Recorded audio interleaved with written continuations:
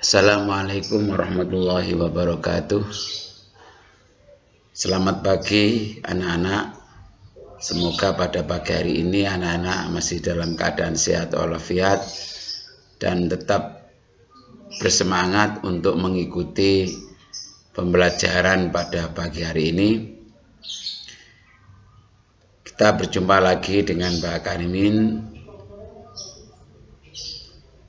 dalam mata pelajaran seni budaya kelas 9. Untuk itu, supaya dalam pembelajaran ini bisa berjalan dengan baik, lancar, dan anak-anak mendapatkan ilmu yang bermanfaat, maka kita mulai dengan berdoa dulu. Berdoa mulai. Terima kasih anak-anak. Kali ini Bapak akan menyampaikan materi pembelajaran masih pada bab pertama, yaitu berkarya seni rupa atau seni lukis.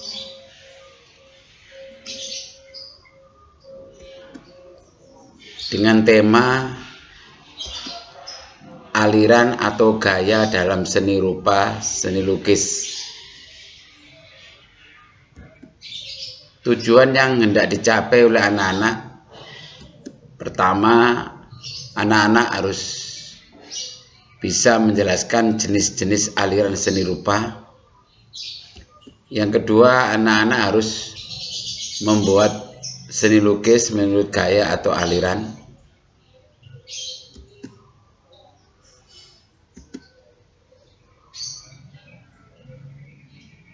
Nah, ini masih membicarakan masalah gaya atau aliran dalam seni rupa.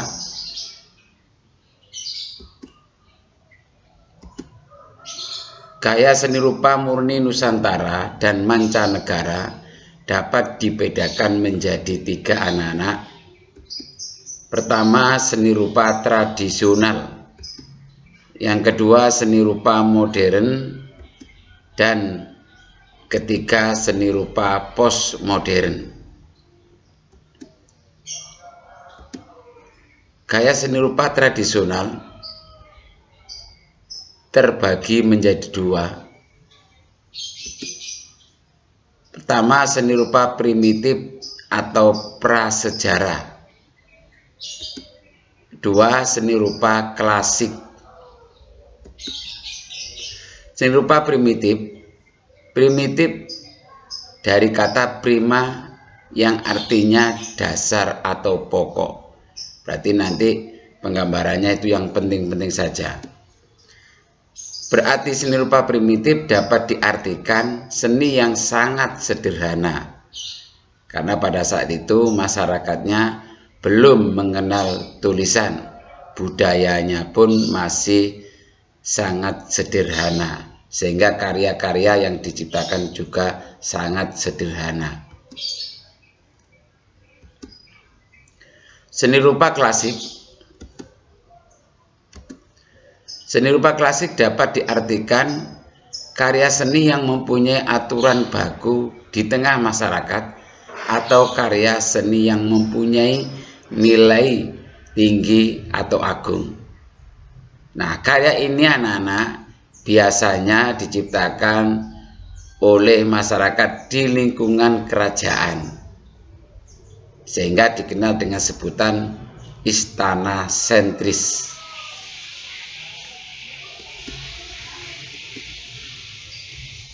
Seni rupa modern, yaitu karya seni yang berkembang sesuai dengan kreativitas senimannya. Nah, seni rupa modern ini dimulai sekitar abad ke-18 atau 19 sampai hari ini. Seni rupa modern melahirkan beberapa gaya atau aliran, di mana gaya atau aliran seni lukis itu sesuai dengan kreativitas pelukisnya sebagai identitas dari pelukis itu sendiri. Yang pertama, romantisme. Romantisme dari kata roman yang artinya cerita. Berarti romantisme itu adalah karya seni rupa yang penggambarannya mengandung cerita, dengan tokohnya yang terkenal Raden Saleh, Francisco Goya, dan lain-lain. Raden Saleh dianggap sebagai bapak perintis seni rupa atau seni lukis Indonesia.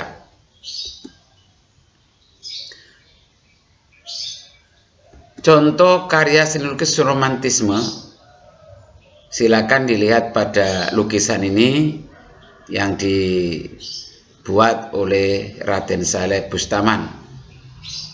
Lukisan ini mengandung cerita peperangan antara rakyat Indonesia melawan penjajah Belanda.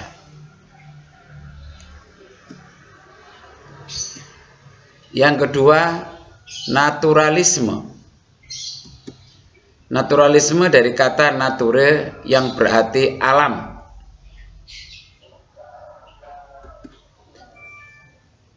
Naturalisme adalah gaya atau aliran yang menggambarkan keadaan alam.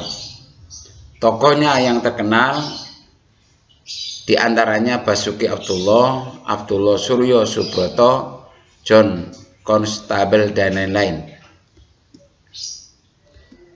Ini contoh karya seni lukis gaya naturalisme, yaitu karya dari John Constable dari Inggris, dengan alam sebagai tema utamanya. Berikutnya yang ketiga adalah realisme. Realisme dari kata real artinya nyata. Berarti realisme itu adalah gaya atau aliran yang menggambarkan kenyataan hidup. Intinya realisme itu tema yang digambar adalah kenyataan hidup nyata, dengan tokohnya Trubus, S. Sujoyono, Tarmizi, Lim Wasim, Wardoyo, dan lain-lain. Berikut ini contoh karya seni lukis gaya realisme. Silakan diperhatikan anak-anak. Ini kehidupan nyata di lingkungan masyarakat kita, yaitu keadaan di pasar, di mana ada pembeli, ada penjual yang sedang tawar-menawar.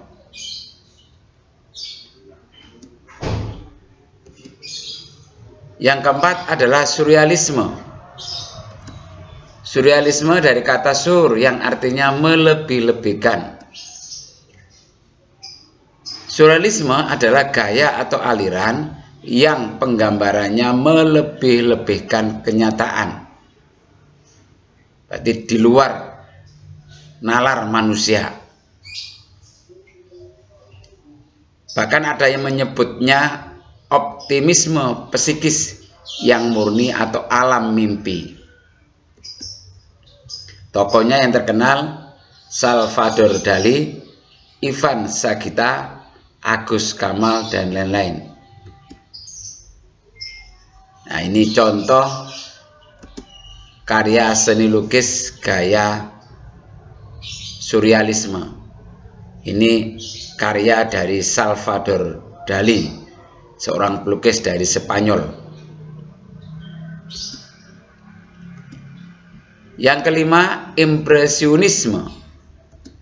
Impresionisme dari kata impression, artinya kesan sesaat atau bayangan. Artinya, impresionisme itu gaya atau aliran yang penggambarannya sesuai dengan kesan saat objek dilukis. Tokohnya yang terkenal S. Sujoyono, Paul Gauguin, Claude Monet, dan lain-lain. Nah, untuk lebih jelasnya silakan perhatikan contoh lukisan bergaya impresionisme. Nah, ini contoh lukisan impresionis karya S. Sujono, di mana ciri khasnya adalah ada kesan, ada bayangan. Silakan dilihat di belakang gambar itu, di belakang lukisan itu ada kesan, ada bayangan. Yang keenam, ekspresionisme. Ekspresionisme dari kata expression, artinya ungkapan jiwa yang spontan. Ekspresionisme adalah aliran atau gaya yang penggambarannya sesuai dengan keadaan jiwa perupanya yang spontan pada saat melihat objek. Berarti semuanya bersumber dari ungkapan perasaan pelukisnya atau penggambarnya. Tokohnya yang terkenal Avandi, Vincent van Gogh, ini pelukis dari Belanda, kalau Avandi dari Indonesia. Kedua pelukis ini sudah bertaraf internasional. Ini contoh karya seni lukis gaya ekspresionisme, yaitu temanya perahu, karya dari Avandi, pelukis Indonesia. Ini juga masih contoh lukisan gaya ekspresionis dengan tema ombak laut, juga karya Avandi. Yang ketujuh, kubisme. Kubisme berasal dari kata kubus. Berarti kubisme adalah gaya atau aliran yang penggambarannya berupa bidang persegi empat atau bentuk dasar kubus atau bentuk bidang lainnya. Tokohnya yang terkenal Pablo Picasso, Butt Mukhtar.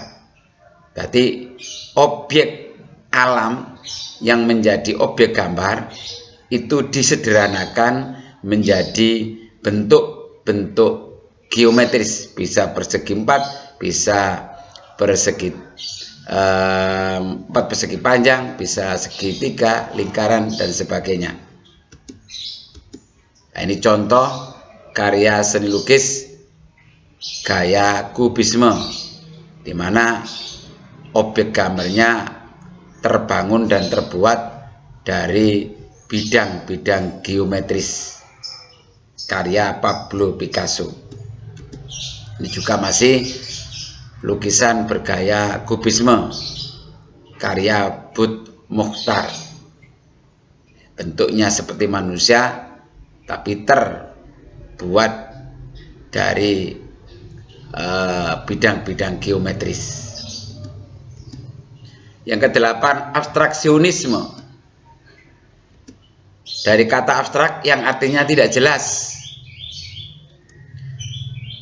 Abstraksionisme adalah gaya seni rupa yang bentuknya tidak jelas atau susah dikenali, kecuali bagi pelukisnya sendiri. Tokohnya Fajar Siddiq, Nasar, dan lain-lain. Nah, untuk lebih jelasnya bisa diperhatikan contoh karya seni lukis abstraksionisme berikut ini. Nah, ini karya Nasar. Jadi bentuknya ada tapi tidak jelas.